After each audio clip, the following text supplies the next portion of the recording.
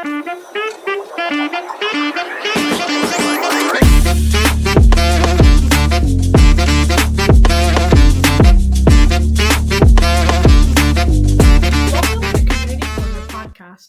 Finance Edition. My name is Rashmi and I'm here with my co-host Olivia.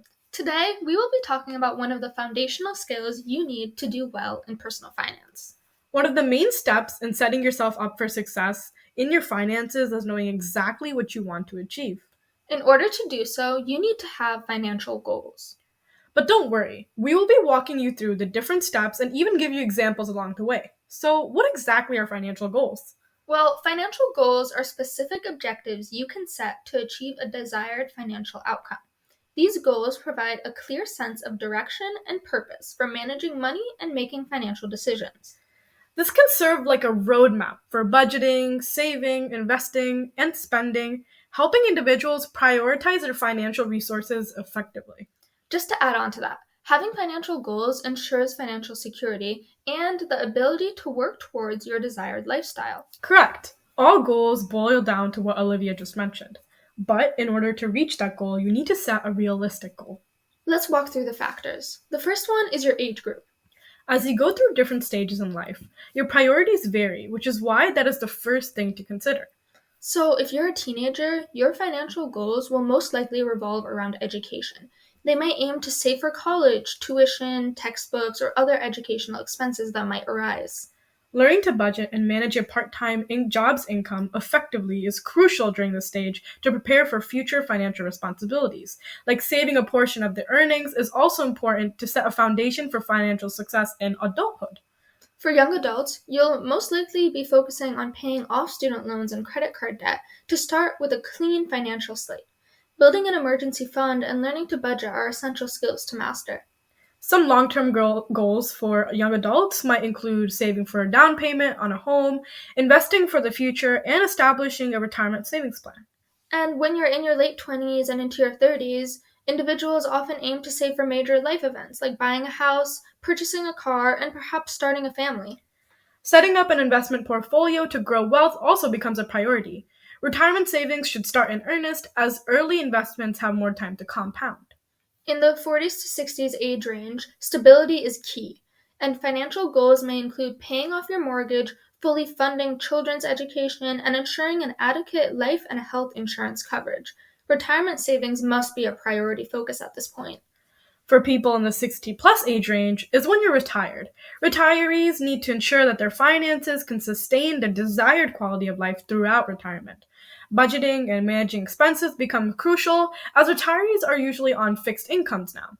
And estate planning, such as creating wills and trusts, is also important during this period. All of these topics will be discussed in more detail in future episodes. This is just to help you gauge where you are at your current stage in life.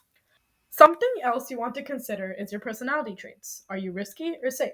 Ambitious or just trying to make ends meet? Or just what's your general interests? If you're risky, you're probably more inclined to set ambitious financial goals. You might seek higher returns by investing in stocks, starting a business, or just venturing into riskier investments.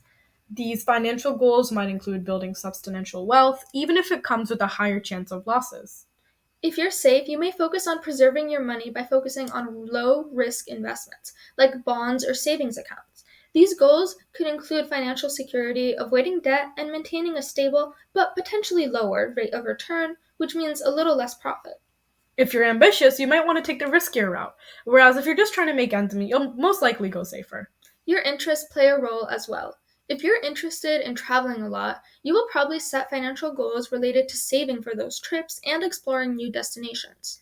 Environmentalists may prioritize goals related to sustainable and responsible investing, such as putting money into green energy projects or eco-friendly companies. Tech enthusiasts will most likely invest in tech stocks or set goals related to buying the latest gadgets or investing in emerging tech industries. The next factor is figuring out if your goal is short, intermediate, or long-term. That way, you'll know how extensively you need to plan your goal out. Short-term would be within a year, intermediate around 5 years, and long-term anything longer than that.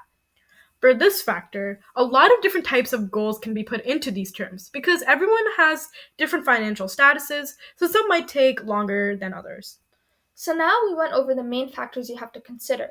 But how do you set up your goal? Well, there's this acronym called SMART. A lot of schools use this, so we're very sorry if this causes you any flashbacks. However, it's a very useful tool to help create your goals.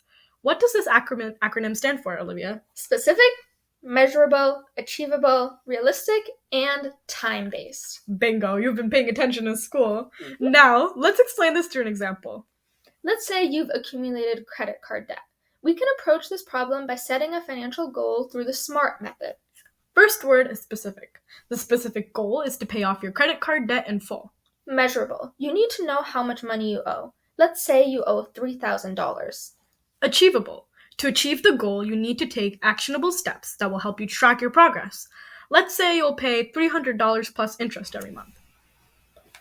Realistic. If you're willing to pick up extra shifts at work, cut your entertainment budget, and stop borrowing more, that's realistic.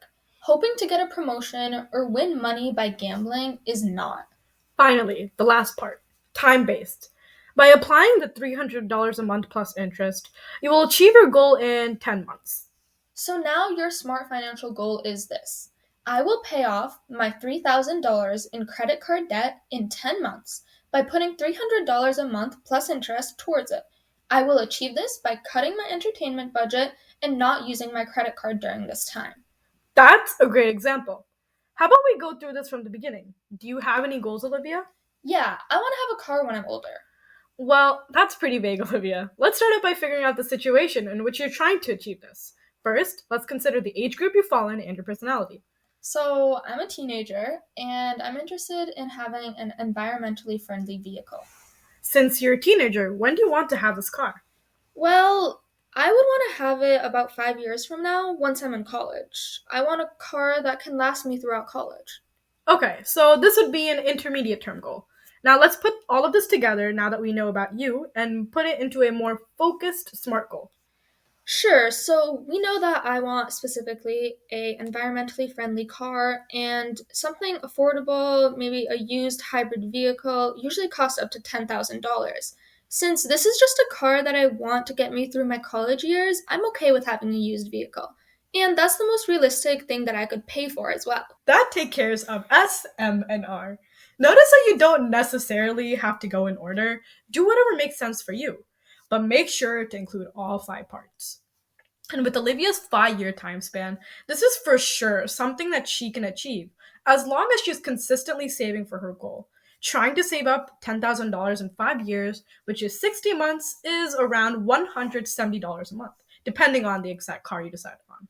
And keep in mind, this is a reasonable cost for me because I already have a part-time job and make enough to save $170 a month. It's not like this money's coming out of thin air. Altogether, we can make one SMART goal. Here it is!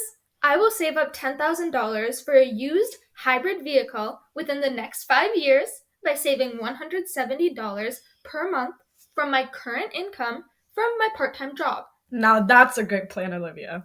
With your own SMART goals, you'll be setting yourself up to achieve your financial goals. Thanks for listening to this episode of Community Corner Podcast Personal Finance Edition. This is Olivia and Rashmi. Passion on!